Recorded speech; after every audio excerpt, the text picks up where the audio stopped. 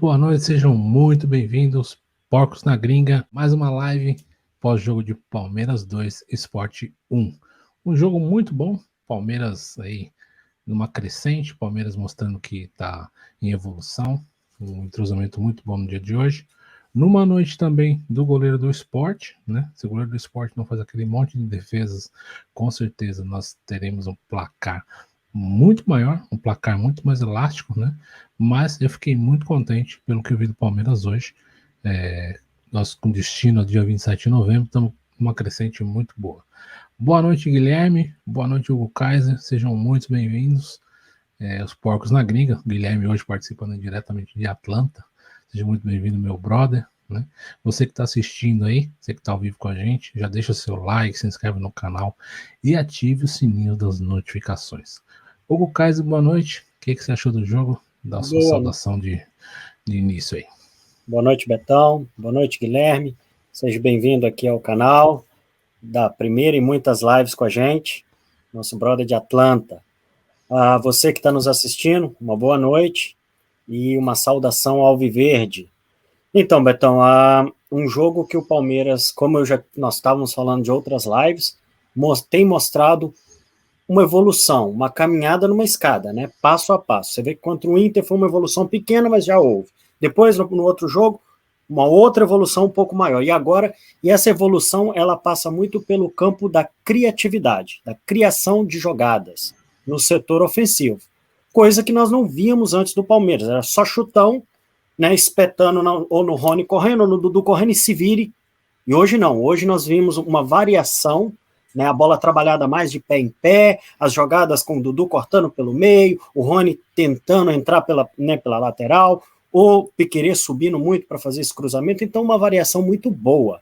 E isso é um ponto positivo, é um ponto de evolução e na hora certa, né, Betão? Agora com certeza. Essa era a hora da evolução. Enquanto o pessoal do lado de lá está numa decadência, a gente está em evolução. Guilherme, muito boa noite, seja bem-vindo aos Porcos na Gringa. Eu que agradeço. Estamos aqui. Eu achei o jogo muito interessante. Eu gostei como vocês falaram, dessa evolução que houve no time. Eu gostei da forma com que o Abel fez as mudanças. Não teve aquela mudança do 6 por meia dúzia, sabe? Trocar atacante por atacante, volante por volante. E eu gostei da forma como ele colocou. E eu acho que com esses tipos de time que estamos jogando, como o Sport, como aconteceu, por exemplo, com o Cuiabá, com esses outros times menores, que vão vir com aquele ônibus fechado, que nem o Mourinho fazia, se aciona um ônibus no meio, uma faixa, uma linha de 5 e uma linha de 4 para atacar a gente, para jogar com a gente. Vai ser sempre assim quando eles vêm. Se a gente for jogar como a gente vai jogar contra o Atlético Mineiro, quanto a gente vai jogar contra o São Paulo e contra o Corinthians, a gente só vai consagrar os goleiros deles. Então, eu acho que não precisa de tanto volante. A gente viu hoje que o Felipe Melo e os dois zagueiros é o suficiente, porque a gente manteve eles acuados e no campinho deles o tempo todo, com o Scarpa e o Veiga. O Veiga voltou um pouquinho para o Scarpa poder ir para frente, e quando eles cansarem, tem o Zé Rafael que pode entrar em qualquer um lugar de um dos dois ali, que vai fazer o mesmo papel. Eu acho que é interessante, eu estou gostando desse entrosamento entre o Dudu e o Piquerez, né? E teve um momento que o Rony inverteu, a gente viu que o Rony inverteu. Então, deixa os caras doidinhos lá atrás. Os caras tá de uma hora ver o Dudu correndo, porque o Dudu eles têm que ter medo, porque pode levar drible facinho. Ele passa, ele rabisca. Enquanto o Rony, aí de repente é o Rony, tem que correr atrás do cara. O cara é um raio, sai passando, correndo que nem um louco do lado. Então eu acho muito interessante essa variação, essa mudança que teve. E eu gostei muito de ver o Scarpa. O Abel foi ousado em colocar o Scarpa e o Veiga junto. Muito legal. E o que eu achei muito importante também hoje, para mim hoje foi a melhor partida do Dudu, né? Desde que ele voltou, para mim hoje ele foi demais, assim, indo para cima e fazendo acontecer mesmo. E também a partida do Joaquim Piquerez, né? O Piquerez hoje também bem seguro, diferente da última partida que ele estava a gente tomou até aquele gol, né, da falha dele. Hoje eu achei, que você comentou, essa passada de bola do Dudu pro Piquerez, muito importante, e várias vezes a bola sendo cruzada e chegando na cara do gol. Com uma noite também espetacular do goleiro do Sport. O que você achou, Hugo? Então, Beto, concernente ao Piquerez, seguro na parte defensiva, né? Ele tem uma vitalidade incrível, né? Ele faz o corredor muito bem, que ele faz tanto a parte defensiva quanto ele vai mesmo até a linha de fundo. Aí ele ainda precisa melhorar, sim, o fundamento do cruzamento. Hoje, de 5 cruzamentos, ele acertou 2, ele errou 3. Todos 3 bloqueados, chegou um pouco atrasado na bola. Ele dá aquela última passada para o fundo, sabe? Que dá tempo do zagueiro fechar o ângulo dele. Aí ele cruza em cima do zagueiro. Ele ainda precisa... De novo, é um jogador muito jovem. Ele veio da base agora. Essa foi a primeira temporada com a camisa do Peñarol no time profissional. Então ele ainda está desenvolvendo fundamentos, mas é um jogador que você pode ver que tem muito, muito potencial, né? E sim, o Dudu fez uma partida excepcional. Eu ainda acho que a partida dele contra o segundo jogo da Libertadores contra o São Paulo foi a melhor partida, mas esse foi do mesmo nível, assim, chamando a responsabilidade, mas não só chamando a responsabilidade, mas tendo um senso coletivo, que às vezes a gente vê muito do Dudu chamar a responsabilidade do jogo, mas falta o senso coletivo, ele falta trabalhar essa bola com os companheiros, né? Tenta sair driblando todo mundo, tenta um chute, né, displicente da intermediária, e hoje não, hoje ele compartilhou muito com os jogadores no setor de ataque. Verdade. Guilherme, o que você achou do Piquerez na partida de hoje? Então, eu gostei bastante do Piquerez, porque eu acho assim que... Eu lembro quando ele chegou, numa da entrevista, ele falava que ele era mais... O Vinha era muito defensivo e ele era mais ofensivo. E a gente via o Vinha toda hora correndo na área. Eu pensei, nossa, se o Vinha era defensivo para ele, arranjamos um ponta quase, né? Então, e como você falou, ele é novo, ele está aprendendo algumas coisas, ele está aprendendo macete. Ele mudou de país, é um outro tipo de futebol, é um outro jeito de se jogar, é uma outra maneira de se propor em campo para ele. Então ele tá se adaptando. Se a gente for ver, ele jogou 10 jogos, 12 jogos com a camisa do Palmeiras até agora. E não é fácil. É uma outra língua, é um outro pessoal, é um outro futebol, é um outro técnico, é uma outra maneira de jogar. E vira e mexe, ele está na seleção. E o cara tem 1 ano de profissional e está na seleção. E ele tem jogado sempre, ele tem entrado, ele tem revezado com o Vinha na seleção do Uruguai. Então eu acho que ele tem uma grande oportunidade, nós temos uma grande oportunidade de ter ele para poder fazer esse lado que é tão escasso hoje no futebol. Você vê que poucos times no futebol no mundo é essa loucura para achar um lateral. Vive tendo improvisação. Tem um volante que vai para o lado, é um zagueiro que vai para o lado. A gente fez isso com o Renan quantas vezes, né? Então, é muito bom ter essa opção. O Jorge, quem sabe também, né, possa ajudar com a gente ali naquele lado, mas eu acho que o Piquerez, querendo ou não, eu gosto do futebol mais dele do que do futebol do Jorge. E no que você falou sobre o Dudu, eu acho que uma das coisas principais dele é que quando ele saiu para ir para a Arábia, tinha aquela Dudu dependência. E ele está voltando agora, ele está vendo que tem um time. Então agora eu acho que ele vai ver mais esse senso de coletividade, como você falou, porque ele está vendo que tem para quem tocar. E ele não vai tocar e receber um tijolo. Então, eu acho que ele está começando a ver que tem um time agora. Não era que a outra vez, 19, quando ele saiu, tava aquela loucura lá, que era toca no Dudu que ele resolve.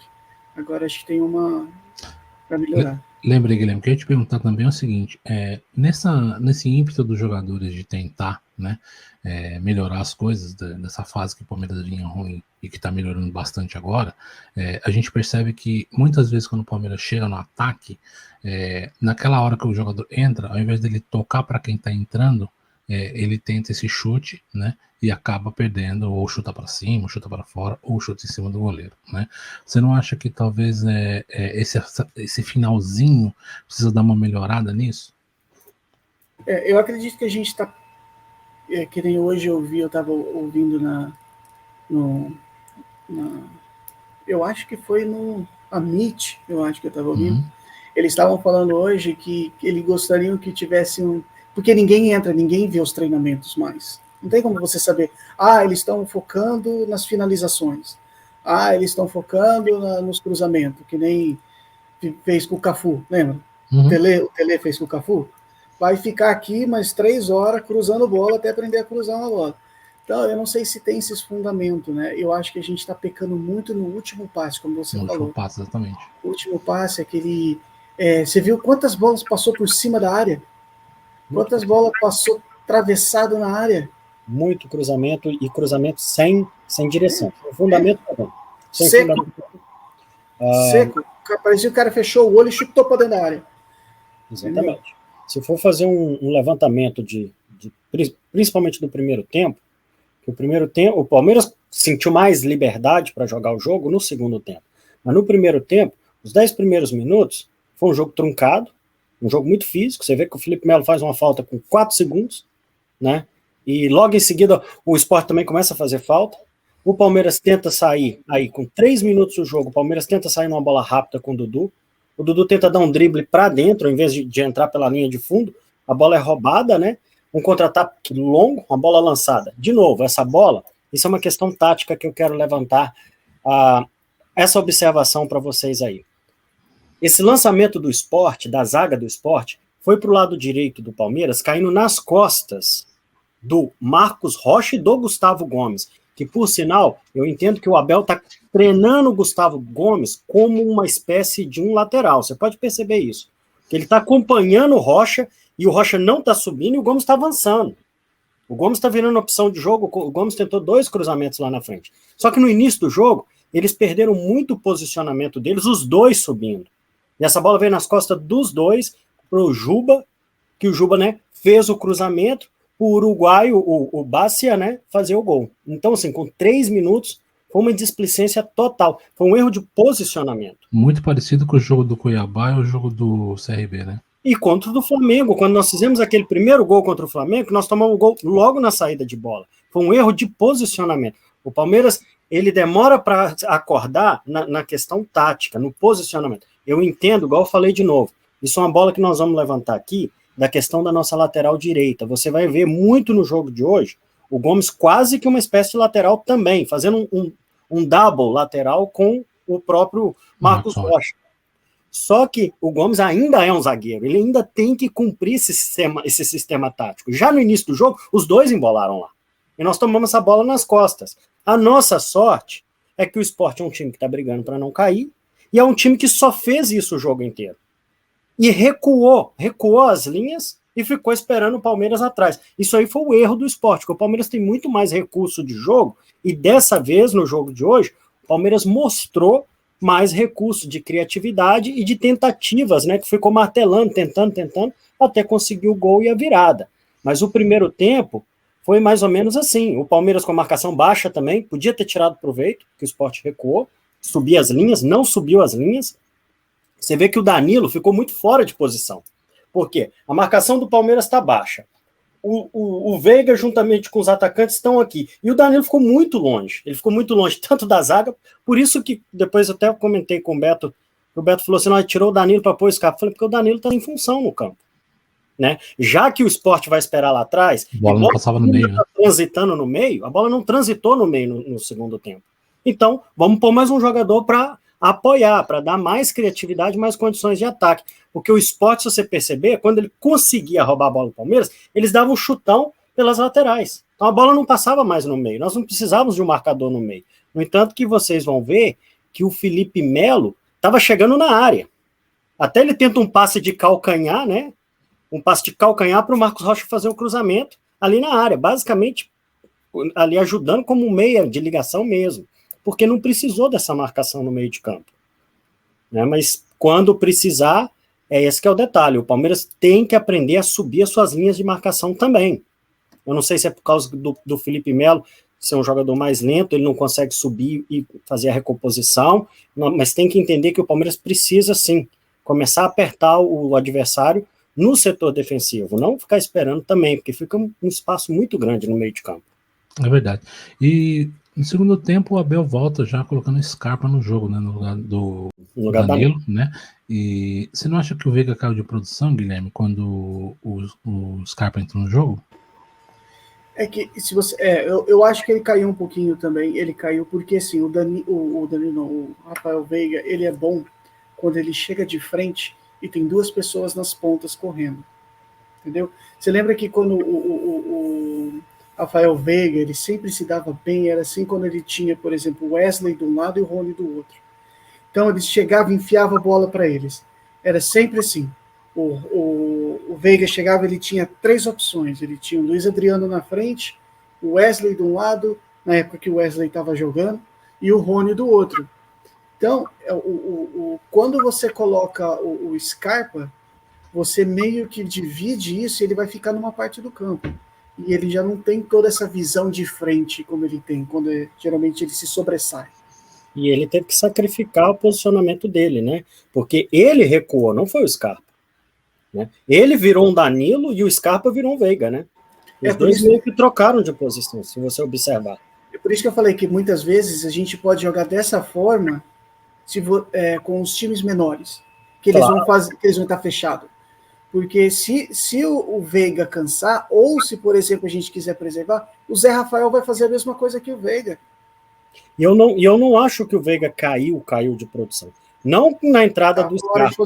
Eu acho que ele caiu de produção pelo cansaço físico já lá nos 20 minutos do segundo tempo, porque ele foi para uma posição que obriga ele a fazer essa movimentação que é o box to box, que é o que o Danilo faz e que não é o que ele faz, porque o Scarpa não tem condições de ajudar no setor defensivo.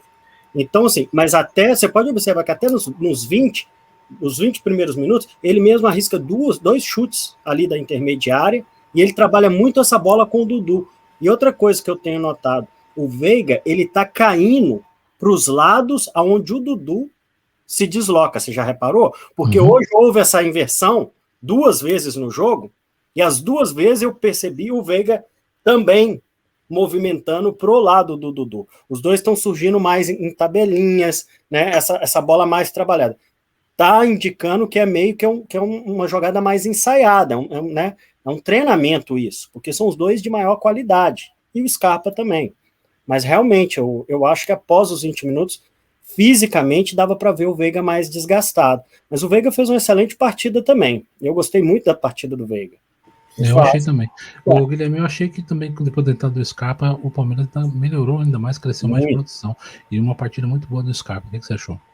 Eu achei importante o Scarpa porque ele, se você vê ele quando ele entra, o Veiga parece que dá um suspiro e falou, não é só eu que tenho que fazer agora. E o Scarpa chamou muita marcação, porque ele pega e vai para frente, ele vai para cima. Se você ver, ele vai e chuta, né? E eu acho que com 2 pessoas, 2 meias atacantes, como o Veiga e o Scarpa são, divide a marcação também. Então acho que é por isso que muitas vezes você viu o Veiga correndo para o lado, o volante zagueiro não sabia para onde ia, porque ele tinha, além deles, ele tinha o Dudu ali na frente, eles ainda tinham o Luiz Adriano, o Daverson ali, ou eles tinham o Rony, ou eles tinham o William também ali.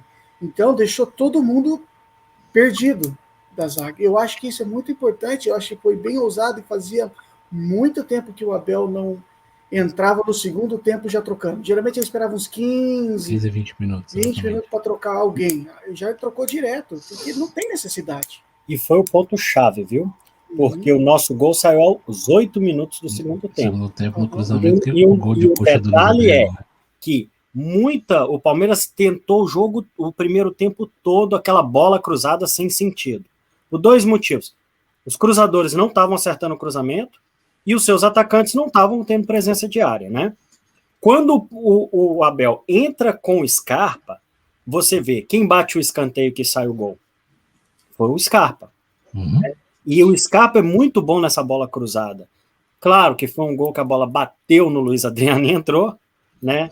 Além disso, uma coisa que me chamou a atenção foi a atitude dele, que eu acho ridícula, mandar a torcida calar a boca, né? Ele não tem que mandar a torcida nenhuma calar a boca. Ele é empregado da torcida, ele é funcionário nosso. Ele não tem feito o papel dele de um bom funcionário. Entendeu? Não não tem representado a nossa camisa, não tem respeitado as nossas cores. Então, um gol que não foi nem mérito dele, ele tomou uma bolada, essa é a verdade. O mérito foi do Scarpa, que ele tomou uma bolada e a bola entrou no gol, e ele ainda vem fazer gracinha pro lado da torcida. É um jogador que eu acho assim, eu espero que acabe essa temporada e senta com ele e negocia. Não cabe um jogador com esse tipo de personalidade e atitude no Palmeiras. Eu acho que esse jogo foi um jogo muito feliz do Abel. Igual o Guilherme falou muito certo. O Abel sempre demora, né? 15, 20 minutos, segundo tempo, fazer a substituição. E ele mexeu, e de novo, o Guilherme também falou que, né, não foi uma substituição 6 por meia dúzia. Ele mexeu na substituição que mudou o time taticamente, jogou o time ainda mais para frente, e assim no segundo tempo. Né? E você vê que isso foi muito bom, porque permitiu com que o Palmeiras fizesse o gol bem no início do segundo tempo, 8 minutos do segundo tempo. Então o Palmeiras teve mais tempo para massacrar o Sport, criar mais oportunidades até o gol sair. O gol da virada. E você pode ver que logo após o nosso gol de empate, o Sport ficou atordoado. Era incrível. A zaga do Sport estava mandando bola para qualquer lado, apontado pelo nariz, entendeu? E aí você tem 2 meias de ligação muito bom. O Dudu rabiscando do jeito que rabiscou hoje. O Palmeiras foi um jogo que eu achei muito interessante, que o Palmeiras criou muitas oportunidades de gol. Vou fazer um ressalvo, eu não sei se vocês concordam comigo, Guilherme, você também, Betão. O Rony, de novo, muito mal, né? Muito mal. As tomadas de decisão do Rony, eu entendo a força de vontade dele, a correria dele, mas o Rony tentou 3 chutes, que eu não sei de onde ele tirou esses chutes. Ele pegava a bola e cortava para dentro e chutava sem apontar, sem nada. Ele deu 3 chutes para fora e teve um outro que ele bateu assim, meio Karate Kid na bola, que eu não sei. Até agora eu acho que o coitado do Gandula não achou a bola. Não, e 3, 4 jogadores do lado dele, que era só do tocar lado a bola, dele. Né? Ele não levanta a cabeça, ele corre todo torto, todo desengonçado. É muito complicado você olhar para o banco de reserva e você ter um Wesley que tem muito mais habilidade. E você ficar insistindo com o Rony porque ele é esforçado. Entendeu? Eu acho que o Abel vai ter que começar a repensar nessas escolhas dele. Porque o Rony sacrificou de 3 a 4 chances de gol nossa. Né? Esse que eu fico pensando. Eu vi que depois que o Luiz Adriano saiu, entrou o Daverson, o Luiz Adriano ele não recebeu as bolas que o Daverson recebeu para fazer o gol também. Por isso que eu falo que é importante. Já pensou se a gente tem um Pedro da vida lá dentro? Totalmente diferente. Entendeu? Né? Nós teríamos metido uns 4, 5 hoje. Sim. Porque teve umas 3 bolas que o Daverson teve que eu acho que o Luiz Adriano... Galera, vai começar a coletiva agora. Do Palmeiras, e é isso que eu procuro, é que cada palmeirense se reveja nesta equipa. Quando ganha, quando perde, é isto que eu preconizo. O que nós vimos foi uma equipa com uma força mental muito forte. É um dos pontos que eu falo desde que cheguei aqui ao futebol brasileiro. É um dos pontos que eu acho que são fundamentais não só na nossa vida particular, mas no futebol. Na organização, na ordem e na disciplina tática coletiva, porque isto não é um jogo de futebol entre solteiros e casados, é um jogo a valer pontos, é um jogo que decide muita coisa e, portanto, a equipa hoje manteve essa ordem, essa disciplina e manteve uma coisa que eu muito gosto, que é a intensidade. Para mim, futebol moderno é isto, é futebol de intensidade, é futebol vertical, é futebol de jogar para a frente, é futebol de chutar 36 vezes à baliza. Agora, para que isso aconteça, é preciso que se dê tempo para descansar a equipa, que foi o que aconteceu. Nós jogámos com o Bahia 2 dias de descanso, só. Apanhámos o Bragantino, depois tivemos 2 dias de descanso para ir para o Fortaleza. E ainda houve alguma inteligência, que eu não sei quem são os inteligentes que organizam, e vão levar comigo até ao fim. Enquanto eu estiver aqui, enquanto eu for treinador, vão levar comigo. Como dizia o Zagallo, vão ter que me engolir. Hoje a equipa só jogou com esta intensidade, com este ritmo, com esta força, porque tivemos uma luta muito grande para nos adiar o jogo 2 dias depois de fazer 3 horas e meia de avião, que era o que estava previsto. Íamos jogar ao Ceará, vir de avião e 2 dias depois jogarmos aqui no Allianz Parque contra o Sport Recife. Isto é de quem não pensa, nem de quem organiza, seja a televisão, seja quem quer que for. Nós temos que sentar treinadores, tem que sentar jogadores, tem que sentar a televisão e tem que sentar o organismo que organiza a competição. Porque se quiserem jogos com intensidade, ritmo, tem que dar descanso. E a FIFA é muito clara. A FIFA diz que no mínimo temos que ter 72 horas de descanso de uns jogos para o outro. Vou voltar a repetir. A FIFA é muito clara no regulamento que tem. É 72 horas. Mas vocês aqui acreditam que quanto mais jogar, melhor é. Eu penso o contrário. Quanto mais escasso é o produto, mais valorizado ele é. Portanto, hoje tivemos força mental, tivemos organização, tivemos força física. Hoje vimos força física. Não só porque os nossos torcedores também ajudaram e muito, mas porque tivemos descanso e preparamos a equipa para este jogo. O único exclusivamente por isso. Rafael Delmanto, mídia palmeirense. Abel, o Palmeiras já teve dificuldades contra times que jogaram fechados no Allianz Parque, mas hoje conseguiu a virada justamente quando teve público no estádio. Qual a influência da torcida nesse tipo de jogo? Toda. Digo aí para a Câmara toda. Não é, eu já o disse antes, depois não dizer que eu disse que esta torcida que ganhava jogos, que esta torcida que ia ajudar o treinador. E é verdade. É um sossego para mim estar ali no campo, porque já sei que os meus jogadores vão entregar tudo lá dentro, porque a torcida assim o cobra.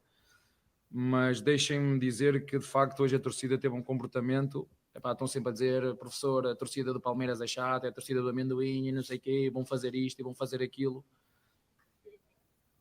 Até agora só tenho coisas boas a dizer, agradecer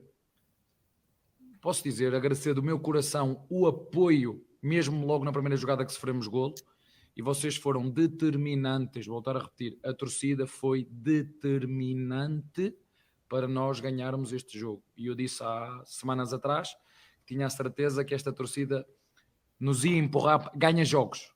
E a prova disso foi hoje. Foi que nos ajudou e de que maneira a que cada um de nós, quer o treinador, quer os jogadores, dessem o melhor de si para conseguir levar os 3 pontos, que era extremamente justo, porque às vezes o futebol, o resultado não reflete aquilo que a equipa produz, aquilo que as equipas fazem, porque é futebol, e um futebol é um jogo. Mas hoje, com a ajuda dos nossos torcedores, mais a qualidade dos nossos jogadores, mais a inspiração, mais a frescura física e mental, tínhamos que vencer ou vencer, e foi isso que nós fizemos. Leonardo Dai, da Rádio CBN. Abel, o Palmeiras enfrentou a segunda melhor defesa do campeonato. Na sua avaliação, quais mecanismos ofensivos foram importantes para que o time finalizasse mais de 30 vezes contra um adversário que costuma se defender bem?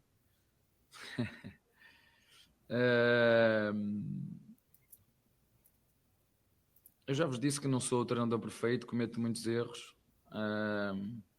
às vezes faço mal as minhas escolhas, mas modéstia à parte, eu gosto de estudar futebol, é o que faço todos os dias, tenho muito tempo para o fazer, não tenho família para me chatear a cabeça, estou foco para estudar, evoluir e continuar a crescer enquanto treinador, e os meus jogadores sabem aquilo que têm que fazer dentro de campo. Eu dou-lhes as coordenadas, eles sabem muito bem qual é o objetivo do jogo, é fazer golos, fazer mais golos que o adversário. Hoje temos um adversário de facto que se defende muito bem, como disseste, e nós cada jogo tem uma história, e este jogo teve uma história, porque tem um adversário que tem muito menos recursos que o Palmeiras, em termos ofensivos, eu disse isso aos nossos jogadores. Nós com bola temos que ser muito mais ofensivos, temos que criar, temos que chegar ao último terço e fazer coisas, não é só ter a bola por ter, não é só driblar, é driblar com a intenção de finalizar, de criar oportunidades, de criar cantos, de criar penaltis, de criar livres, de fazer coisas no último terço, e foi isso que fizemos. Eu acho que nós fizemos 36 finalizações no jogo. Isto demonstra muito a agressividade e a atitude mental desta equipa, que contradiz alguns que querem catalogar a nossa equipa como uma equipa que defende. Não, é uma equipa equilibrada, uma equipa que percebe o adversário que está à sua frente e que joga aquilo que o jogo deixa, que joga aquilo que o jogo dita. E hoje os nossos jogadores foram perfeitos, sobretudo no lado mental, mantiveram a ordem, a disciplina tática que nos levou a vencer este jogo justamente. Pena só ter sido por 2 golos, porque merecíamos ter feito meia dúzia. Gabriel Iocota, do Verdazo, e Rodrigo Fragoso, do TNT Sports. Abel, hoje o Palmeiras viveu um cenário repetido, um gol sofrido no início e muito volume de jogo na sequência. Diante disso, a conversa no intervalo foi no sentido de manter os jogadores tranquilos, sem que a ansiedade atrapalhasse, do que ajustes táticos? É algo que precisa ser trabalhado? Olha, aqueles que dizem, o professor perdeu o balneário, o professor perdeu não sei o quê. Sabe, quem treina com eles, quem está com eles todos os dias, quem sofre com eles, quem diz que eles me ajudam a mim, que eu não grito com os meus jogadores, eu não sou treinador grito, sou treinador que gosto de falar com homens, porque eles antes de ser jogadores são homens, e eu quando sentir que perdi o grupo sou o primeiro a ir-me embora. Quando sentir que o grupo não segue aquilo que eu digo, eu sou o primeiro a ir embora. E se fiquei aqui é porque há trabalho a fazer, é porque eles me seguem, é porque eles acreditam naquilo que o treinador diz. E portanto, que eu cheguei ao intervalo, o que lhes passei foi exatamente calma, tranquilidade, fizemos um ajuste tático, sim, tornámos a equipa mais agressiva ainda, com o Scarpa que fez mais uma vez um jogo fantástico a sair do banco, e é isso que nós queremos. O treinador quer é, quando precisa de meter a equipa mais aguda, mais vertical, alguém que sirva, que é o ponto forte dele. Fizemos essa troca, mantivemos a equipa com a largura que tinha que ser dada, com os movimentos interiores que tinham que ser feitos, com a chegada às zonas de finalização. É como disse, a equipa manteve a ordem e a disciplina, e só peca por escasso só o resultado ter sido 2-1, porque na minha opinião merecia ter sido mais, mas as palavras que eu disse foram de calma, tranquilidade. Já falámos muito sobre a força mental, já falámos muito sobre onde é que temos que direcionar o nosso foco, a nossa energia e a nossa atenção, é para as nossas tarefas, e nisso os jogadores têm sido perfeitos, os mais jovens, os mais velhos, os mais novos. E quando o treinador publicamente critica os jogadores, é como um pai para um filho. Eu não digo sempre às minhas filhas, elas às vezes têm que levar nas orelhas. E a minha intenção quando critico os meus jogadores, porque já o fiz no sentido construtivo, não quer dizer que perca o balneário. Portanto, para aqueles que vivem à custa de dizer mal dos outros, porque infelizmente há jornalismo desportivo que é feito de forma correta, honesta, séria, intelectualmente séria, e há aquele que é feito à custa do maldizer, do ódio, da inveja, da crítica barata, do insulto, porque as pessoas não me conhecem. As pessoas não me conhecem como homem, não me conhecem como pai, não me conhecem. E, portanto, podem-me criticar da maneira que quiserem, como treinador, mas quando passa para a ofensa, demonstra muito o caráter e a personalidade da pessoa que está do outro lado a dizer isso, porque nós nas costas dos outros vemos as nossas. Thiago Kanzler, da TV Band. Abel, qual a importância de contar com dois avançados tão agudos, rápidos e com boa capacidade técnica de alternar os lados também, como Dudu e Rony? Grande jogo do Dudu hoje. É um craque. É um jogador que está comprometido com a equipa, quer ofensiva, quer defensivamente. Ajudou-nos muito a desequilibrar, porque nós, quando jogamos com equipas extremamente fechadas e compactas no seu bloco, como foi o caso do Sport Recife hoje, precisamos da criatividade destes jogadores. Eu chamo-lhe, são os abre-latas, quando as coisas às vezes é preciso eles pôr a sua qualidade individual ao serviço da equipa, pela sua qualidade. E portanto, quer o Rony pela sua verticalidade, quer o Dudu pelo seu jogo do 1 contra 1, foram um jogador que estiveram muito bem a criar situações por fora, é verdade, umas vezes umas assistências, a bola a cruzar a área, cantos, faltas. É isto que nós queremos que os nossos jogadores tenham intencionalidade nas suas ações e que percebam que o objetivo de jogo é muito simples, é jogar para a frente, é jogar para fazer golos, e foi isso que eles fizeram. Foram dois jogadores que nos ajudaram bastante. Bibiana Bolsão, ESPN Brasil, Pedro Marques, Rádio Jovem Pan, e Bruno Massa, Web Rádio Verdão. Abel, gostaria que você comentasse sobre a entrada de Gustavo Scarpa. Na sua opinião, taticamente, o que a atuação dele acrescentou ao jogo? Atuações assim credenciam jogadores à vaga de titular? E a dupla com Veiga pode se repetir mais vezes? Muito boa pergunta. De quem? De quem é que fez? A Bibiana Bolson, do ESPN Brasil, Pedro Marques, Rádio Jovem Pan, e o Bruno Massa. Eu gosto muito dessas perguntas porque são coletivas. Eu posso explicar, eu sou apaixonado a falar em futebol. Eu gosto de jogar com 3 tipos de médios. Um 5, um 8 e um 10. E nós temos um 5 Filipe Melo ou um Danilo Barbosa. Temos um 8 que pode ser um Patrick, pode ser um Danilo Oliveira. E temos 2 10, que é o Scarpa e é o Veiga.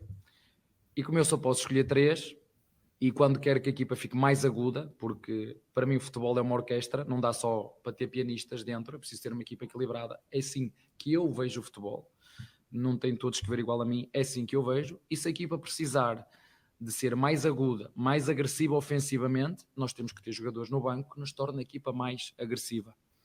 E portanto o Scarpa dá-nos isso, ou o Scarpa ou o Veiga, alternando, são dois jogadores que têm tido muito rendimento. Hoje foi preciso se tornar a equipa ainda mais agressiva e eu tirei um 8 e meti mais um 10. Portanto, como já fiz o contrário noutros jogos em que estávamos a ganhar e tirei um 10 e meti mais um 8 e joguei com um 5, com o Patrick e com o Danilo e com o Filipe por trás. A nossa função enquanto treinadores é olhar para o jogo, ver o que é que ele está a pedir e dar as melhores respostas. E eu ao intervalo entendi que a equipa ainda devia ser mais agressiva ofensivamente e com a entrada do Scarpa a equipa ficou muito mais agressiva. Portanto, tem a ver com isso.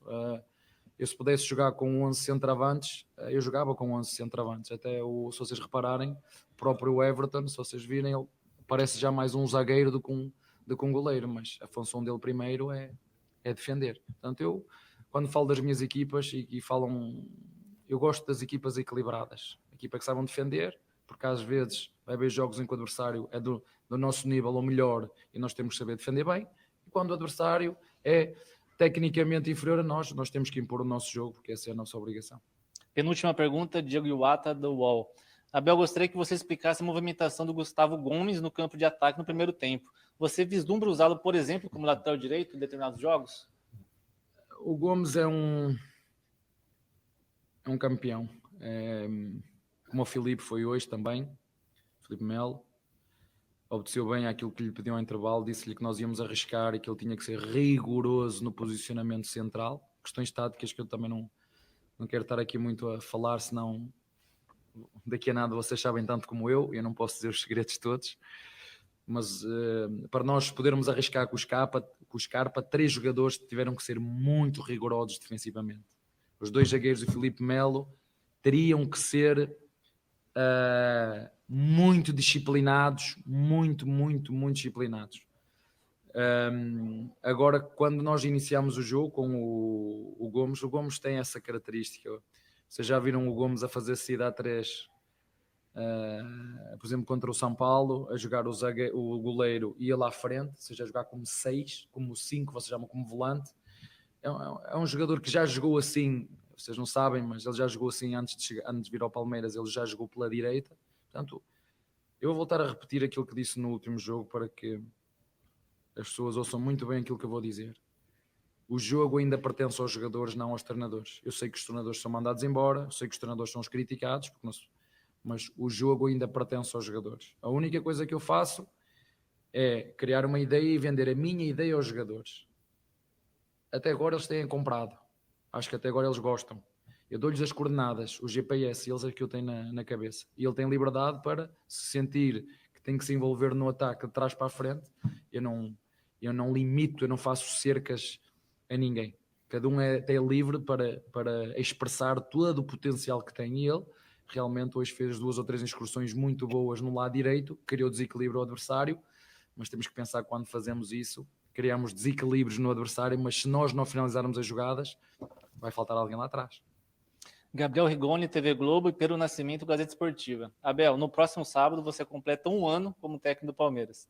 Hoje, que balanço você faz desses quase 365 dias no clube? O quão importante o Palmeiras se tornou importante na sua vida e trajetória profissional e quais as expectativas daqui para frente? Olha, o balanço eu gosto de fazê-lo só no final da época. Mas o Palmeiras entrou num quadro daquilo que eu entendo que era o seguimento normal de um treinador que tem ambição, que tem uma ideia, que sabe o que quer, sabe onde é que quer chegar e para ganhar títulos só pode treinar clubes da dimensão do Palmeiras. E portanto acho que foi uma escolha acertada, quer do clube, quer do treinador. E agora como costuma dizer, vai ser um dia de cada vez, porque é assim que eu gosto de ver a minha vida e o futebol. É um dia de cada vez e tudo no tempo de Deus, né? Eles utilizam muito essa expressão, tudo no tempo de Deus, até quando Deus quiser, um dia de cada vez. É assim que eu gosto de viver a minha vida e no futebol. E no final faremos o balanço e decidiremos aquilo que é melhor para todas as partes. Obrigado, professor. Família Palmeiras, uma boa noite a todos. Rapaziada, mais uma entrevista polêmica de Abel Ferreira, né? E voltando a bater no ponto do calendário, né? Do excesso de jogos, e que quando a agenda é melhor, o time representa melhor. O que você achou da entrevista nesse ponto aí?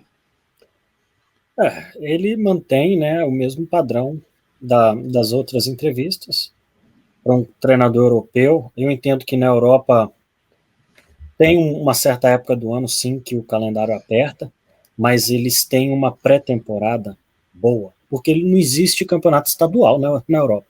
Esse é o ponto básico. E o Abel, ele foi um treinador pandêmico, né? Ele veio na pandemia. E nós emendamos a temporada 2020 com a temporada 2021. Então ninguém teve pré-temporada. Então, para ele, que já tem esse costume da Europa, isso é algo absurdo. É algo absurdo. E não é só ele que vem com esse discurso, né? Porque quando ele fala, a imprensa fica toda dodói, o vice-presidente da CBF vai lá dar mal respostazinha, mas até agora ninguém foi dar mal resposta no Renato Gaúcho, que falou isso agora. Exatamente, falou a mesma coisa. Né? Falou a mesma coisa. Ninguém foi dar cacetada na época no Crespo. Lembram do Crespo?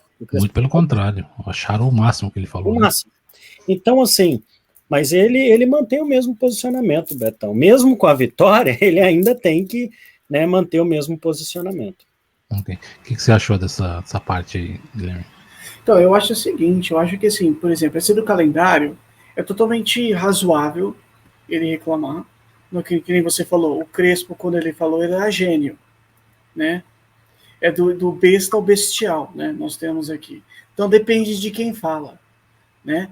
Eu acho que essa do Renato Gaúcho, quando ele falou, ele mandou um recado para a diretoria do Flamengo, porque ele quis fazer a mesma coisa que ele fazia no Grêmio, só que no Grêmio ele mandava e desmandava.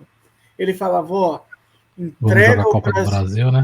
Isso, entrega o brasileiro, entrega o outro e vamos focar na Copa do Brasil, vamos focar no outro.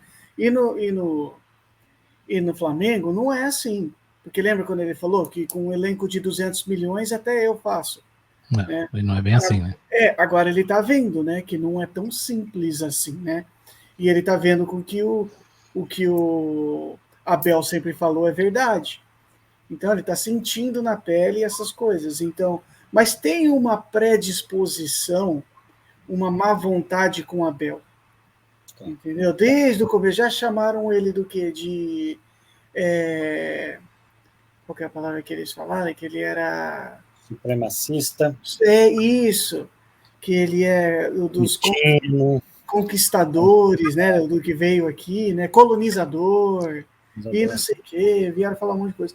Mas assim, eu entendo essa batalha do Abel, mas eu acho que isso não é papel dele, é o papel da diretoria.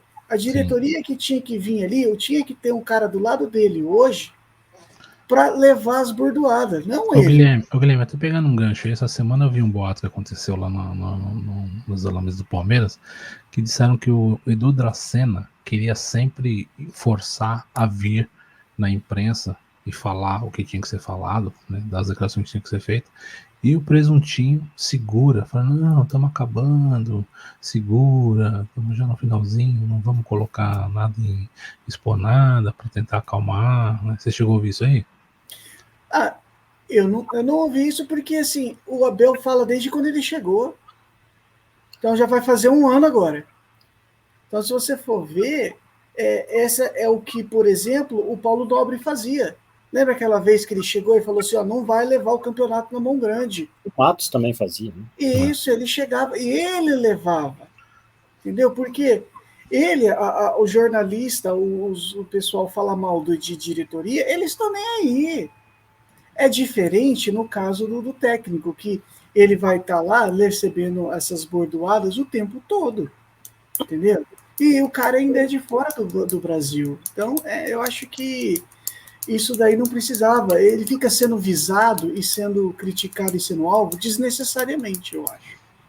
Legal. E um ponto importante que ele falou também foi sobre a importância da torcida hoje, né? O comportamento da torcida logo após tomar o gol, a torcida apoiou e teve paciência de esperar o time virar. O que você achou, Hugo? Olha, a torcida ela tem tido um papel muito importante nos jogos. Você pode ver que no primeiro jogo, né, com a torcida contra o Red Bull, a torcida esperou até o final para poder criticar. E mesmo a gente tomando de 4, né? A torcida, ela reconhece o trabalho que foi feito, os títulos que foi ganho, mas, claro, ela critica quando tem que criticar, porque esse é o objetivo da torcida, é ver o Palmeiras campeão. E o mínimo que o Palmeiras tem a obrigação de nos apresentar em campo é raça e vontade. O resultado, ok, tem um outro time do outro lado, tem um empoderante, tem uma arbitragem, tem um momento do jogo, ok, mas a raça está no nosso hino. Então isso é obrigação dos nossos jogadores. E a torcida tem sim, principalmente quando você vê um jogo como o de hoje, né, que você viu que raça não faltou. O Palmeiras o tempo inteiro buscou o empate e buscou a virada. Então, assim, a torcida tem feito um papel incrível e o Abel, ele tá vendo isso. Ele tá vendo e ele tá valorizando, sim, esse trabalho da torcida, né? E claro que se tiver que cornetar, não tem problema, né? Ele tem que entender que faz parte da profissão. E a nossa torcida é amendoim mesmo, é corneteira mesmo, e isso vai acontecer, né? Eu acho até que essa mudança, esse apoio da torcida, se dá a mudança de postura dos jogadores, né? Porque até uns dias atrás você não via o time se dedicando como está se dedicando agora, né? O que você achou, Guilherme? Essa mudança de postura, e o Abel até comentou que quando ele perceber que ele perdeu o vestiário, ele é o primeiro a sair. Então, para falar a verdade, no começo eu tive até medo com a volta da torcida, né? Porque ele foi campeão na Libertadores e da Copa do Brasil com o estádio vazio, né? Ele foi, mesmo perdemos a Supercopa e a outra para Defesa e Justiça, o estádio estava vazio, né? A Recopa, isso. Então, no começo eu fiquei até meio apreensivo. Falei, nossa, será que ele está acostumado, a nossa torcida, a torcida do Brasil é diferente do pessoal da Europa? E é muito diferente se você for assistir um jogo aqui nos Estados Unidos. Você vai lá na Major League Soccer, você não vê. É um evento, né? Ninguém xinga juiz. Tadinho. Todo mundo, você bate palma. É diferente. Você tá no teatro, né? É outra coisa. Eu fiquei meio apreensivo. Falei, nossa, será que... Mas não, a torcida apoiou, a torcida fez o seu papel, torceu do começo ao fim e demonstrou, como você falou, demonstrou a sua insatisfação no final. Que esse é o que tem que ser feito. E a torcida pode fazer, ele pagou o ingresso. Tem que fazer, Exatamente. Eu acredito nisso, eu acredito que a torcida, e uma coisa que eu reparei é que, como você falou, a atitude. Eu senti que a atitude, desde o jogo do Bahia? Do Bahia, que estava todo mundo, parecia que queria derrubar o Abel. Parecia aquele jogo contra o Curitiba, para derrubar o Lucha. O jogo foi terrível. Parecia o jogo contra o Curitiba. A partir daquele momento, eu senti, e se o Palmeiras tiver a atitude, a pressão, a vontade que teve hoje, eu acho que contra o Flamengo tem jogo. A gente consegue. Taticamente, só desculpa, Betão, estar passando por cima aí da pauta da entrevista, mas taticamente, o jogo do Palmeiras hoje foi um jogo perfeito, cara. Foi um jogo perfeito. O Palmeiras entrou na 4-3-3, geralmente não é muito a onda do Abel. De vez em quando você vê ele entrando com um time que tem as características da 4-3-3, mas ele não é uma 4-3-3. Ou ele puxa o Dudu para o meio, ou ele puxa o Marcos Rocha para compor como 3 zagueiros. Não, hoje era uma 4-3-3 clara. Parecia o time do Cebola. Isso, com o Veiga jogando de frente para 3 atacantes para ele trabalhar essa bola. E funcionou até bem, mas com problemas individuais. Aí aos 35 troca o Rony e o Dudu de posição. Por quê? Por causa do marcador do Chico, que estava em cima do Rony, é um marcador muito físico, muito forte. Então, ele conseguia acompanhar o Rony na jogada. Mas ele tem o mesmo defeito do Rony, falta técnica. Ele com o Dudu não é correria. Ele tinha que saber dar o bote no Dudu. E o Dudu ganhou todas dele. aos 35 do primeiro tempo, quando trocou. Aos 16 do segundo, o Abel trocou de novo os dois de posição, porque é uma tortura se você jogar com Rony com o pé invertido. Porque se do lado do pé dele já é uma dureza, você imagina você colocar o Rony no lado com o pé invertido. Então o Rony estava tendo muita dificuldade ali. Então depois troca de novo os dois. Então assim, o Palmeiras, o Abel demonstrou muita variação tática nesse sentido, e principalmente sendo ousado de ter tirado um segundo volante, e colocado o Scarpa no segundo tempo. Igual você vê que na entrevista, vocês podem ver que o Abel comenta que dos 3 tipos de meia que ele gosta de jogar, e que ele teve que exigir uma obediência tática dos defensores e do Felipe Melo para poder fazer esse esquema com o Scarpa. Exatamente o que eu falei. Até então o Sport não utilizou o nosso meio para transitar a bola. Mas se o Sport resolvesse utilizar, ia danar tudo, porque o Scarpa não tem características de marcação.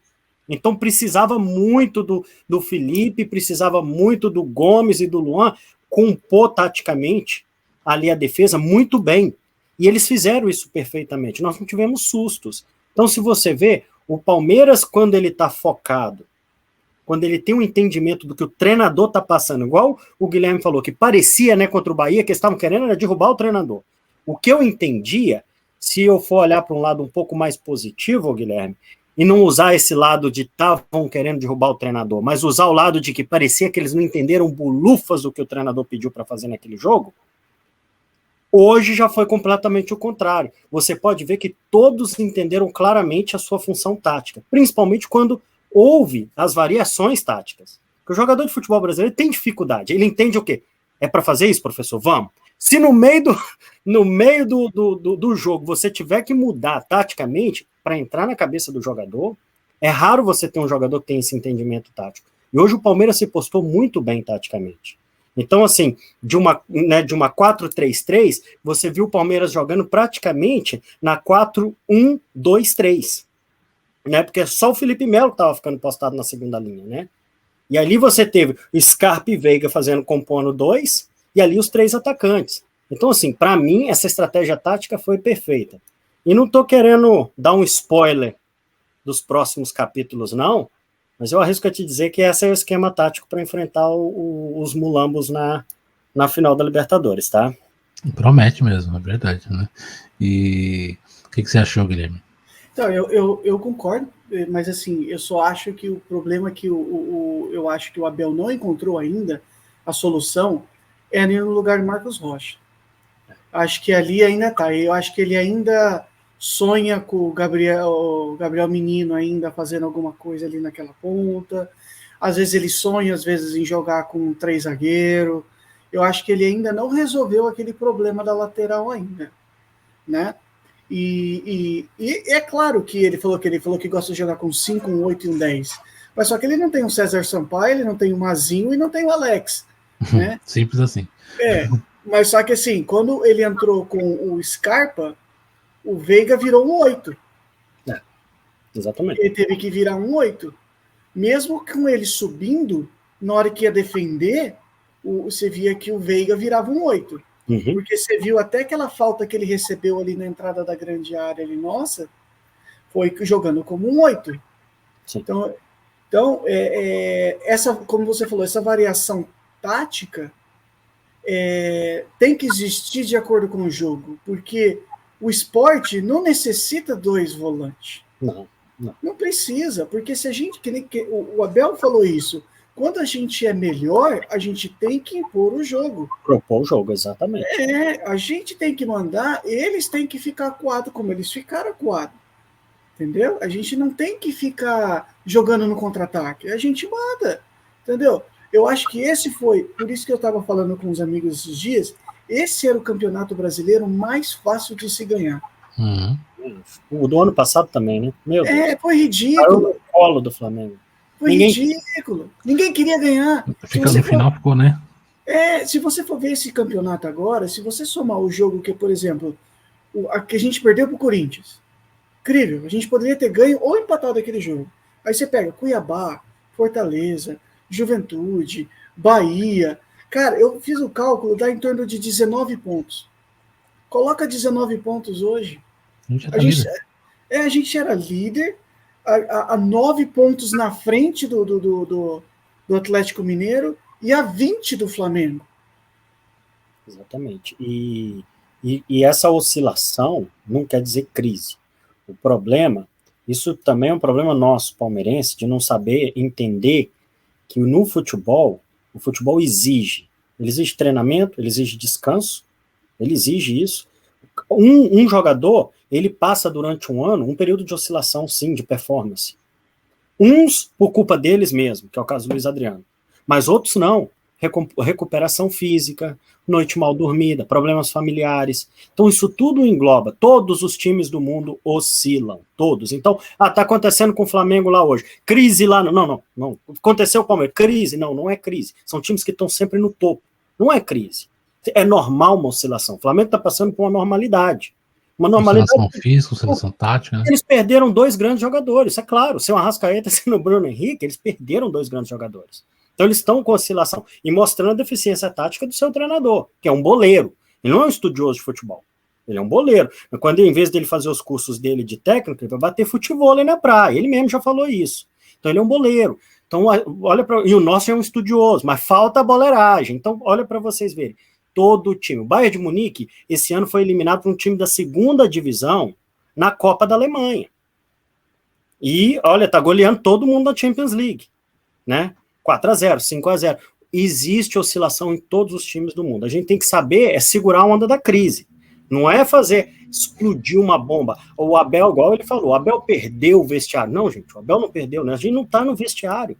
O Dudu tem pirraça com o Piquerez. Às vezes é uma questão tática, é uma questão de posicionamento, é um vício do Dudu de cortar para dentro e esquecer o cara que tá passando atrás. Às vezes ele mal trocou ideia com o coitado do cara. Ninguém tá lá dentro para saber. Nós precisamos não criar um ambiente hostil, porque nós estamos brigando nas cabeças. No aniversário do Betão, eu fiz eu dei uma de mãe de Nai, fiz uma previsão. Eu falei que nesse ano seria um título para o Palmeiras, títulos de expressão, né? Um título para o Palmeiras, um título para o Atlético Mineiro e um título para o Flamengo. E eu mantenho isso, hein? Eu ainda acho que a gente leva a Libertadores, apesar dos pesares, a gente leva a Libertadores, sim. Eu acho que o Flamengo acaba levando, mesmo assim, a Copa do Brasil, e acho que tudo indica, né, que o Atlético Mineiro leva o Campeonato Brasileiro. E isso trouxe um equilíbrio, porque o Atlético Mineiro tendo pegado a liderança, querendo ou não, dividiu as atenções dele nas 2 competições, Libertadores e Brasileiro. Isso foi uma vantagem psicológica para nós, se você parar para ver. E até, voltando nesse papo do Atlético Mineiro, a questão do time do Fortaleza, né? Todo mundo reclamava que o Abel tinha que entrar com o Palmeiras para cima do Atlético Mineiro, e mais uma vez foi provado, né? O Vojvoda foi para cima e tomou um atropelo já no primeiro jogo, né? O River foi a mesma coisa. O River foi para cima, lá em Minas levou um atropelo. E como o Abel está provando em silêncio que o trabalho, que ele não está fazendo o trabalho dele de inexperiência, feito assim de qualquer forma, não. Que tem um estudo por trás.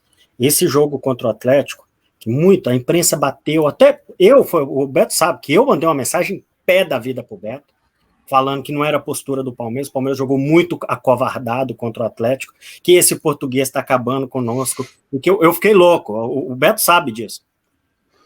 E que porque o Palmeiras jogou extremamente defensivo. E aí, nos criticaram, nós classificamos, o Vojvoda e o próprio River, né, jogou de peito aberto e tomou uma cacetada. E agora, todo mundo sempre criticou o Abel por fazer esse revezamento do time. Um jogo é um time, outro jogo era o outro. Um jogo era um time, outro jogo era o outro. Porque o Abel tinha essa preocupação, ele sempre falava nas entrevistas, no gerenciamento de energia, na minutagem dos jogadores. Olha o que está acontecendo com o Flamengo agora. Por que você acha que o Flamengo está todo mundo estourando um monte, né? Porque agora é a reta final. E agora, prestem atenção, nos últimos 3 jogos o Palmeiras manteve praticamente a mesma escalação. Porque agora você está com os jogadores fisicamente descansados, bem, e agora você só precisa pegar entrosamento, porque agora é os últimos jogos chegando para a final. Então ele teve uma administração no timing, e ele está provando isso quando você olha para as outras equipes. O Crespo quebrou a equipe todinha depois do Campeonato Paulista, porque o Crespo entrou todos os jogos do Campeonato Paulista com o time completo, e jogando jogos da Libertadores ainda. Então, assim que acabou o Campeonato Paulista, todo mundo quebrou. Quebrou Benítez, quebrou Daniel Alves, quebrou Luciano, todo mundo estava fora do time. Até hoje eles estão pagando por isso. Até hoje, então. Se você for lá ver, hoje agora quebrou Rigoni, quebrou Caleri, quebrou. Tá todo mundo. O Miranda não aguenta, o Éder não aguenta. Então os caras estão tudo quebrado também. Não é fácil jogar 80 jogos por ano. Enquanto você vai na Europa, os caras jogam 40. Depende se eles caem ainda. Se eles caem na competição, vão jogar 35. No máximo. Guilherme, deixa eu fazer uma pergunta. No primeiro turno, a gente veio numa sequência de vitórias, acho que foi Bahia, Ceará, o próprio Sport, Grêmio e Santos, né? Você acha que continua, Guilherme, essa sequência? Você acredita que mesmo o Grêmio e o Santos estando com possível chance de rebaixamento, vai ser um jogo difícil? Você acha que vai estar mais fácil, que a gente consegue essa sequência? O que você acha? Eu acredito que é possível. Eu acho que o Abel, ele sabe do desespero. Pegar a gente lá de baixo, às vezes, é muito mais difícil que pegar a gente de meio de tabela para cima, mesmo que seja um time pequeno. Então, a gente viu como é que foi, por exemplo, contra a Cuiabá, que a gente passou, contra o América, que a gente passou. O América estava ganhando até os 20 do segundo tempo. A gente estava ganhando aquele jogo. Então, mas eu acredito que com o espírito está diferente, eu sinto. A atitude está diferente, eu estou sentindo. Então, eu acho que quem entrar, vai entrar com mais espírito. Estou vendo que o Scarpa está mais feliz. Eu vi que várias vezes quando ele chutou... O Scarpa está até voltando, né? Então. Mas eu morro de medo quando ele volta também. Quando ele volta, já levou uns 3 gols dele voltando, querendo fazer firula lá atrás. Mas assim, eu vi durante o jogo algumas vezes que o Scarpa chutou e chutou errado, e ele conversando consigo mesmo. Tem que acertar, tem que fazer isso. Eu vi ele conversando, eu falei, bicho, tá ficando doido, né? Tá falando sozinho. Mas eu vejo que ele tá se cobrando, ele tá vendo oportunidade, tá vendo que tá jogando bem, entendeu? E eu acho que isso é o espírito da coisa fluindo. Eu acho, até pegando o que você tá falando, no gol do Luiz Adriano, você vê que todo mundo vai para cima dele, começa a bater na cabeça dele e comemorar que ele fez o gol, né? Eu acho que se o time quisesse derrubar o técnico, isso não iria acontecer, né? Você iria ver o Palmeiras apático como estava antes. E agora você vê um time que parece que fechou, né? Aliás, isso aí é a pergunta que eu ia fazer para você, Hugo. O que você acha que aconteceu que deu essa virada de chave? O Palmeiras deixa de jogar aquele futebol apático, aquele futebol sem vida, e parece mais um Palmeiras que a gente estava acostumado a ver o ano passado. Então, Betão, é mais fácil você identificar o que aconteceu que o futebol do Palmeiras teve entrou num vale, né? Porque, querendo ou não, a gente vinha de um brasileiro, no próprio Campeonato Brasileiro, não só da Libertadores, de 9 resultados positivos. Nós estávamos numa invencibilidade de 9 jogos, até que nós perdemos a liderança e ali a coisa degringolou. Mas se você parar para ver, o que fez o Palmeiras mudar de postura, eu falo para você que, claramente, falta de todas as peças. O Abel, pensando na reta final da competição, foi obrigado ali no meio da competição fazer um gerenciamento, ou seja, trocar de times, principalmente por jogos da Libertadores, jogos do Brasileiro. Ele não repetiu os 2 times. Você pode ver que ele separou os 2 times.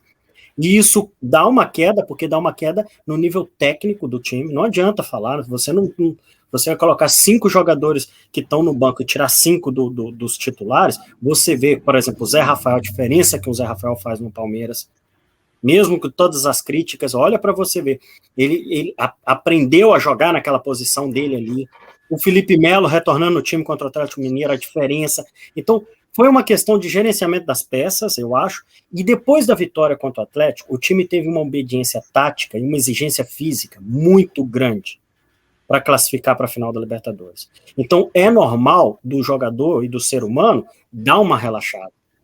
Porque, como diz, eu passei do ápice, do pico, do momento mais complicado, mais difícil ali da temporada, vamos dizer assim. Então, agora, nós temos jogos pequenos. Vamos dar uma...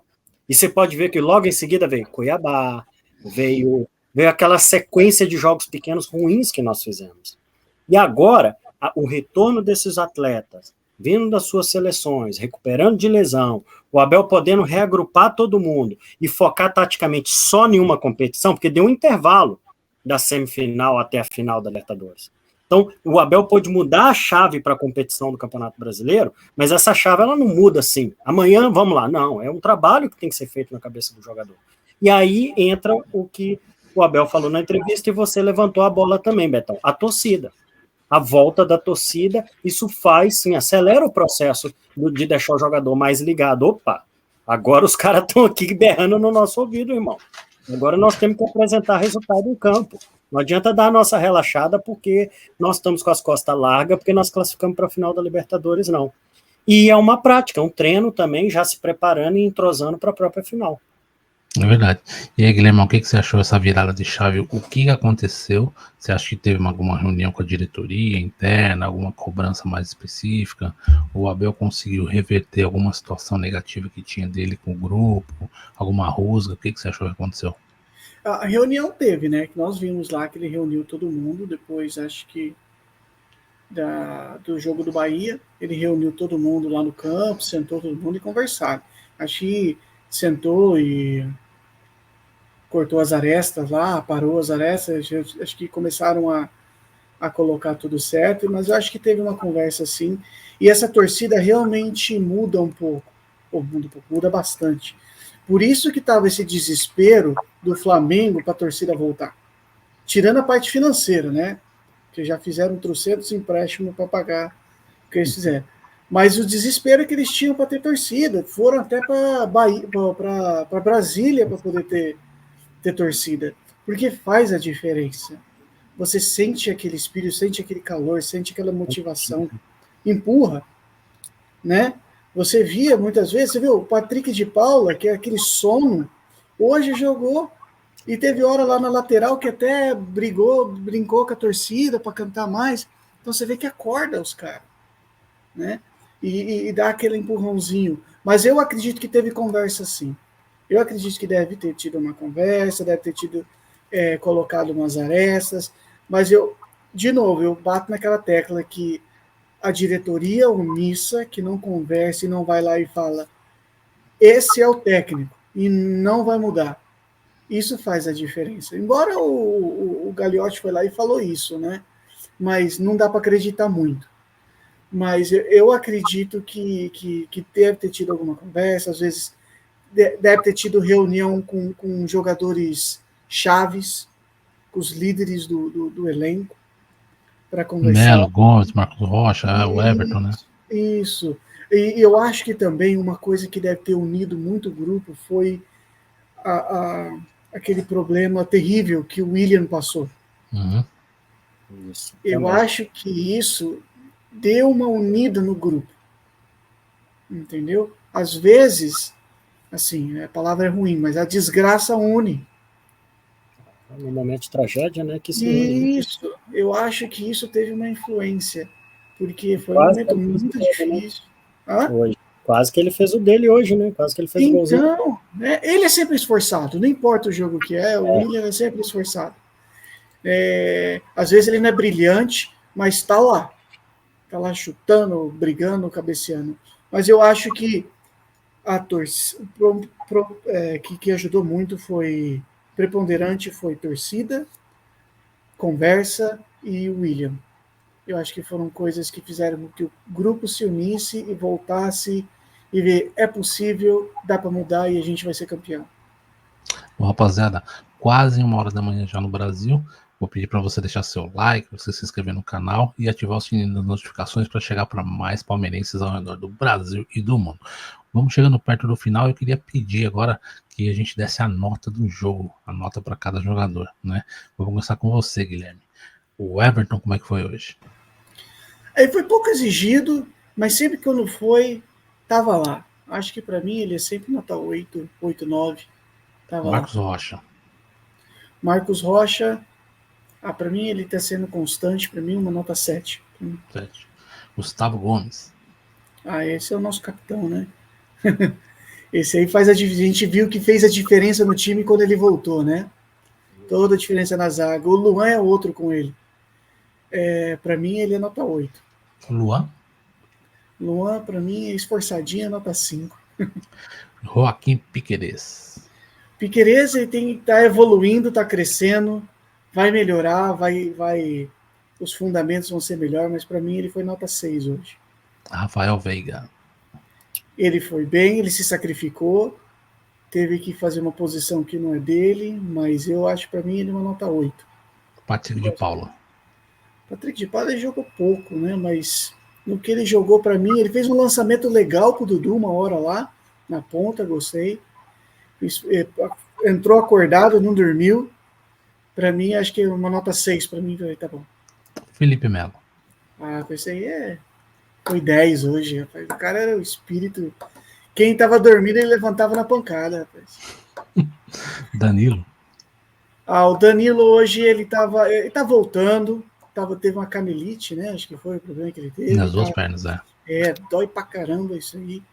E eu acho que ele tava muito perdido hoje. Hoje é até chato, mas eu acho que foi uns 3 ou 4 para ele hoje. Que não vingou. E o skatista, Gustavo Scarpa. A Scarpinha hoje correu. Hoje a leite moça com traquinas hoje vai comer solto. Rony. O Rony, para mim, coitado, ele forçadinho, corre que não um louco, né? Para eu dar uma nota 6 para ele. William. O William, eu gosto dele. Quando ele tá inspirado, o cara mete gol. Mas para mim foi uma nota 6 também hoje. E o Luiz Adriano. Luiz Adriano fez o gol sem querer, né? Foi um gol com samba no pé, né? Que ele gosta de um pagodinho. E eu acho que para mim, para ele, hoje acho que foi um 7. Porque ele ajudou lá na frente. Ele faz Quando ele quer jogar, o cara é bom, né? Eu gosto do Luiz Adriano. Quando ele quer jogar. E o sorveteiro, Daverson. o homem da casquinha. O palhaço casquinha. Para mim, ele não vai mudar nunca, né? Vai ser aquilo ali para sempre. Nota 6. Aquilo ali é loucura total. E o Dudu? O Dudu é o nosso ídolo, né, cara? Para mim é nota 8 para ele hoje. Se ele tivesse tocado mais, tivesse feito a tabelinha com o Piquerez, com o Scarpa, acho que teria feito dele hoje. No Barbosa eu não vou nem te perguntar, que acho que não dá nem pra gente ter noção, né? Não deu tempo, né? Eu acho que o Dudu foi saído só pra ser aplaudido. O Dudu foi só pra ser aplaudido hoje, né? O nome do jogo? Felipe Melo. Felipe Melo, você? Pra mim foi. E o Chinelinho? Chinelinho pra mim hoje? Foi o Danilo, coitado, mas não foi acho que muito culpa dele, né? Mas pra mim foi o Danilo hoje. Mr. Hugo Kaiser, chefe. Vamos lá, o Everton. O Everton hoje foi pouco acionado, como o Guilherme falou, né? No gol, até mesmo no lance do gol, ele quase que defendeu a bola. Então o Everton sempre a nota dele é acima de 7, né? Então vou dar a nota 8 para o Everton. O Marcos Rocha. Marcos Rocha fez uma função tática meio de que... Na cozinha a gente faz o seguinte, sabe? Quando eu vou treinar um cozinheiro meu, eu cozinho, eu vou treinar no grill, eu tô ali no grill e ele fica ali do meu lado, vira uma carne aqui, parece que ele estava treinando o Gustavo Gomes como lateral direito hoje, entendeu? Só acompanhando. Eu vou dar para o Rocha 6. Gomes, perfeito, cumpriu uma função tática excelente. Voltando à boa forma, né? Boa forma, principalmente no segundo tempo, fazendo a recomposição, ajudando, subindo. Então eu vou dar para o Gomes 8. Luan, ele é um jogador... Eu tenho uma birra com o Luan, mas hoje ele cumpriu a função tática dele bem cumprida, então 6. Piquerez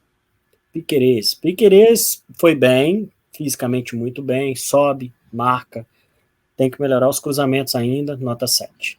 Veiga fez uma excelente partida, uma partida muito, não só bem na questão, né, pessoal, na performance pessoal, mas assim, na questão coletiva, né, muito solidário, ajudou na marcação, recompôs o meio de campo, então eu dou 8 para o Veiga também. PK. PK. O PK foi bem, melhor do que antes, mais acordado. Achei aquele chute dele do meio de campo ali, com o goleiro adiantado, muito indisplicente, de quem, em vez de dominar e tentar trabalhar a bola. Fazer gol que o Pelé não fez, né? Exatamente. Mas também, igual o Guilherme falou daquela bola na lateral, ele fez aquela função que às vezes a gente pede, né? Que o time tá ganhando, já tá terminando o jogo, alguém para segurar, fazer a proteção. E ele mostra, ele tem uma frieza muito grande. Ele precisa melhorar, mas ele mostra que ele tem técnica. Eu dou para ele 6. Melo. Melo, para mim, divide com o Dudu como o melhor jogador de campo, disparado. O Melo dou para ele nota 9. Danilo. O Danilo não foi muito bem. Eu acho que quebrou a sequência de jogos dele, né? Essa também quebrou a sequência de jogos, mas eu acho também que o jogo não pedia ele. Não precisava de um volante box-to-box. Né? O jogo era um jogo que você podia ter um pouco mais de agressividade no meio de campo e ter mesmo um segundo meio-campista. Então, ele acabou ficando sem função no jogo. Né? E ele tá voltando, então eu dou para ele aí nota 5. Gustavo Scarpa. O Scarpa entrou muito bem. Já é o segundo jogo que ele entra ligado, que ele entra bem, fazendo as suas assistências, que é o seu forte mesmo, né? Ele é um excelente garçom, arriscando o chute de fora da área. Eu dou pro Scarpa nota 8. Rony Elson. O Rony muito mal. Eu vejo o esforço dele, mas ele é muito caneludo, cara. Ele é muito caneludo. Eu dou pro Rony aí nota 5. William, muito esforçado. Jogou pouco, né? Entrou pouco no jogo. Participou do segundo gol, né? Participou, deu a casquinha, né? Pro Felipe Melo. Dou nota 6 pro William. Luiz Adriano. Olha, eu vou dar uma nota polêmica pro Luiz Adriano. Mas é porque eu sou torcedor, manchista. A nota minha pro Luiz Adriano é 0. E o meu desejo é não ver o Luiz Adriano vestindo a camisa do Palmeiras nunca mais. Eu sou muito torcedor. Isso aqui tem que ser extremamente respeitado. E eu não acho que jogador nenhum tem direito de mandar a torcida calar a boca. Porque quem paga o salário dele, para ele pagodear, somos nós. Entendeu? Eu acho que o Luiz Adriano, ele produziu muito pouco, desde o dia que ele chegou no Palmeiras até o dia de hoje, pelo tanto que ele ganha e o tanto que ele é badalado. Ele não merece vestir essa camisa. Então, para mim, a nota para o Luiz Adriano é 0. Daverson. O nosso casquinha, né? Rapaz, ele até tentou, né? Ele até tentou fazer alguma coisa ali. Tentou também dar um chute e pegar o goleiro com cobertura, né? Achei interessante. Rapaz, se ele faz aquele gol, era o fim do mundo, era o fim dos tempos, né? Outro dia ele tentou um de vôlei também, né? Você abre a janela que você vê os Cavaleiros do Apocalipse descendo assim, porque não tem condição uma coisa dessa. Mas eu vou dar para ele aí pelo esforço, nota 5. O Dudu? O Dudu, junto com o Felipe Melo, melhor em campo, para mim, nota 9. Abel Ferreira. Abel Ferreira, para mim, hoje, o Abel merece aí a nota 9 também. Eu acho que, taticamente, ele foi incrível. Incrível, eu gostei da substituição, eu gostei das variações, mesmo antes da substituição, da visão, né, dele de jogo, e sim, tomara que a gente continue nessa pegada, porque estou sentindo um ar aí muito bom, uma vibração boa chegando para nós. Melhor em campo e o chinelinho. O melhor em campo para mim foi o Dudu juntamente com o Felipe Melo. Cada um numa função diferente, mas não dá para separar na minha cabeça a importância e o nível de performance de nenhum dos dois. Eu acho que foram perfeitos. O chinelinho, rapaz, eu fico no Danilo também. Né? O Danilo foi sacrificado pelo esquema, pelo estilo do jogo também. E tá voltando de lesão. Mas é bom ele ter jogado, já pegar minutagens, voltar no entrosamento aí com a equipe. E para encerrar, vou trazer um assunto para a gente finalizar, que tem muito sido comentado esses dias pela imprensa e também pela mídia palestrina, a questão do Pedro do Flamengo, né? Pedro do Flamengo aí constatou uma lesão, parece que um pouco mais grave do que se esperava, né? E pode ser que desfalque o Flamengo na final do dia 27 de novembro. Queria saber a opinião de vocês. Vocês acham que pelo descontentamento do Pedro, que já vem desde a Olimpíada, de ficar na reserva do Gabigol. Vocês acham que a nossa presidente Leila Pereira deveria investir para nós conseguirmos na próxima temporada ter o Pedro? Vou começar pelo Guilherme. Eu torço para que quebre o pau lá, que aconteça o diabo lá dentro do Flamengo lá e ele queira sair. Mas, infelizmente, né, foi uma lesão e pelo que eu tenho ouvido falar, o Flamengo escondeu essa lesão dele para que ele pudesse ser escalado no outro jogo. E ele sentiu que era muito além do que os médicos do Flamengo tinham falado para ele. E que agora, com o médico particular dele de confiança, foi constatado realmente. E provavelmente vai ser essa artroscopia, às vezes não vai ser tão simples quanto falam, assim, né?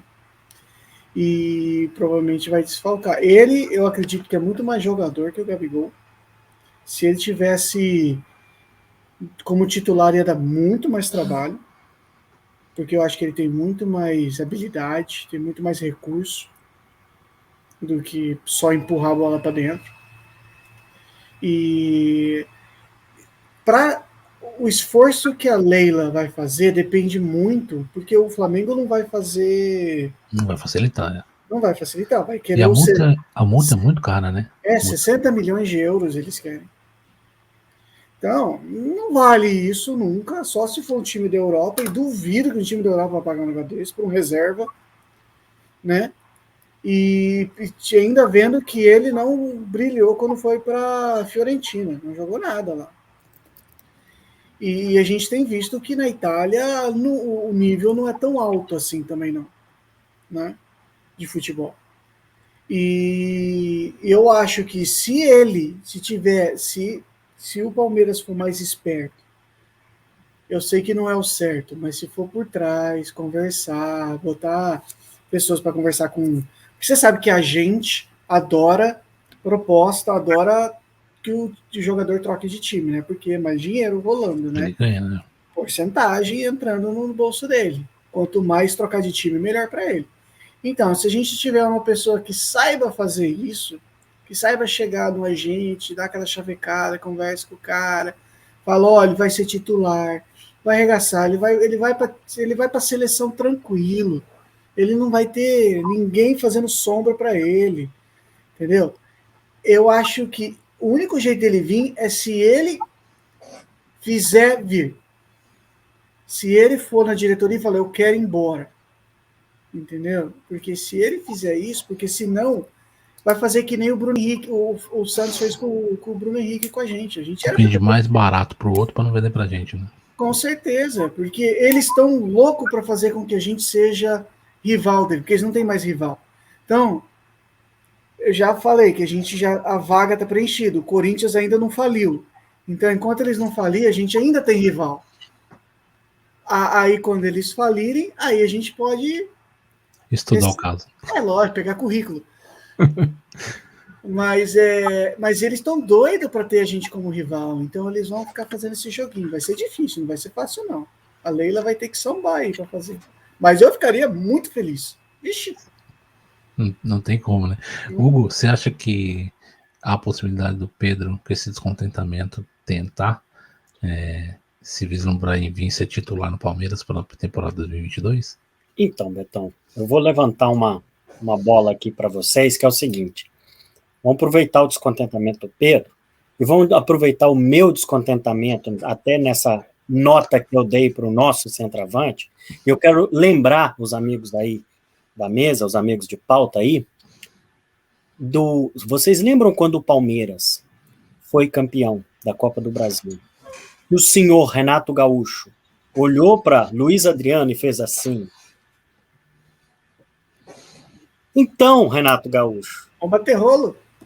Vamos fazer esquema, irmão. Vamos lá. 50-50. Não, o cara tá insatisfeito. Você não queria? Leva, entendeu? Tamo aí, ué. Vai fazer um favor para nós, pode levar embora e dar o Pedro pra gente. Agora, em questão de negociação, é claro, os valores não são os mesmos, o Flamengo não vai facilitar nada, isso é lógico. Agora, tem uma questão. O Flamengo é um time, o Guilherme mesmo falou, já pegou o empréstimo do empréstimo para poder pagar, porque o Flamengo não teve o que o Palmeiras teve, que é preocupar com a saúde financeira do clube. Por isso que nós não contratamos, vocês lembram disso? E tivemos um semestre no azul agora, né? Vocês lembram disso? Azul, Foi por isso que nós criticamos que não contratamos. E assim mesmo, sem contratação, nós estamos na mesma final que eles, que contrataram exageradamente. Então, o ano que vem, eles estão com uma dívida, que eles já estão com essa dívida, que eles estão com a corda no pescoço, por isso do desespero de voltar com torcida, e nós não. Então, se for o caso, a gente não libera, então paga a multa, então peraí, vamos pagar a multa. Se o jogador quer vir, vamos botar dinheiro na mesa. São as contratações que nós não fizemos nesse ano, que a gente precisa ter para o ano que vem, sim. E eu tenho certeza que você trazer um jogador como o Pedro, a menos que ele esteja com problemas físicos, que aí não tem como recuperar, mas se você trazer um jogador como o Pedro no Palmeiras, vai valer o dinheiro, vai valer o investimento. Ele encaixa como uma luva nesse esquema do Abel. Olha hoje o tanto de bola cruzada na área. Você acha que o Pedro ali estaria, o resultado do jogo seria quanto? Né? Então, assim, esse é o meu parecer sobre a história Pedro. Agora, vamos fazer um negócio, um bem bolado aí, ó, Renato. Aqui, ó, liga, vamos pegar o telefone. Leva o seu Luiz Adriano embora. Sambinha na praia. Pagode na praia é maravilhoso. Toma. O Rio de Janeiro continua lindo. Vai embora. Bom, galera, 1h30 já de live. Queria agradecer vocês imensamente, vocês que estão assistindo. Agradecer você, Guilherme, a primeira vez que está aí com a gente na bancada. Seja muito bem-vindo sempre que você quiser. A porta está aberta. Porcos na Gringa. Foi muito bem aí. Mestre Hugo Kaiser também. Muito obrigado pela participação. Queria aí, Guilherme, desse sua saudação final aí. Queria agradecer a oportunidade que vocês deram para eu poder participar. A gente aqui na Gringa, né? A gente se sente meio sozinho, meio desfalcado de amigos palmeirenses, né?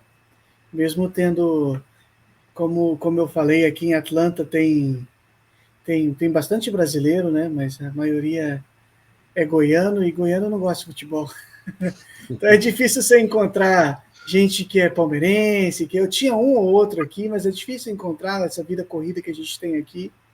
É muito bom ter outros amigos palmeirenses que a gente possa conversar, falar de futebol, assistir, festejar junto, chorar junto, e é muito bom. Eu agradeço a vocês, e eu, por mim, estou aqui todo dia. Opa, será convidado várias vezes. Eu achei a camisa aqui, ó, essa daqui que eles têm lá no museu. É uma das mais bonitas, eu acho. Bonita, hein? Essa aqui que eles têm lá no Museu da Coca-Cola, que eles deixaram lá. Essa você comprou aqui ou você trouxe do Brasil? Eu trouxe. Você pegou do museu. Não, quem me merece, você tá preso uma hora dessa. Mas eu comprei. Eu tenho um pessoal lá que vende essas camisas retrô, que nem essa daqui também, que eu trouxe. Essa aqui é dos anos 80. Vamos conversar depois, eu vou querer o contato deles. Esse aqui é dos anos 80 que eu tenho. Show de bola. Bom. Essa é da época do Bebida Guia. Essa aqui Jorge Mendonça. Hugo Kaiser, saudações finais. Saudações finais. Primeiro eu quero agradecer ao nosso companheiro, nosso novo amigo aí, Guilherme. É um prazer poder dividir aí a bancada com você. Entende de futebol, gosta de falar de Palmeiras, é a nossa paixão, né? E estamos juntos. Somos os porcos que estamos perdidos nessa gringa aqui e estamos nos encontrando, né? Encontrando e vamos fortalecendo o canal e um ajudando ao outro aí e torcendo juntos para o nosso Verdão. Betão, agradecer você, como sempre aí, um maestro, né? Regendo a gente aí, pondo ordem na bagaça, né? E Palmeiras tá recuperando. A minha pauta foi embora, meu celular acabou a bateria. Acontece. Eu fiz na cabeça, cara. Palmeiras está numa crescente. Não era nada terra arrasada, eu falava isso, nunca 880, eu não sou assim, não gosto de ser assim. Não era terra arrasada, também não é já ganhamos, vamos engolir o cheirinho, não é nada disso também. Estamos numa crescente na hora certa. Na hora certa, vamos fazer o nosso feijão com arroz, com humildade, como sempre. A gente é o underdog mesmo, né? E não tem problema nenhum, a gente se dá muito bem como underdog. E e vamos fazer o nosso trabalho. Vamos comer pelas beiradas no Brasileiro. Se sobrar alguma coisinha para nós, quem sabe a gente não belisca alguma coisa aí. E é claro, né, que a nossa obsessão é o dia 27, e se Deus quiser nós vamos estar muito bem preparados no dia 27, e vamos poder aí, nós três juntos, gritar campeão, né? É isso aí. Eu queria agradecer ao Guilherme, agradecer ao Hugo. Guilherme, parabéns aí pelas palavras, mandou muito bem. Será convidado várias vezes. Chefe Hugo aí na sua análise tática muito boa. E você que está aí conosco assistindo, você que está assistindo a reprise, eu sempre falo, dá aí o seu like, se inscreve, né? Ativa o sininho das notificações, compartilhe nos grupos de WhatsApp de seus amigos, divulga aí os Porcos na Gringa, que os porcos estão aqui para querer falar um pouquinho do que a gente ama, que é o Palmeiras. E com certeza você também quer informações, com certeza você também quer aí saber das novidades, saber de tudo sobre o Palmeiras, né? Eu agradeço vocês, muito obrigado, muito boa noite e avante palestra.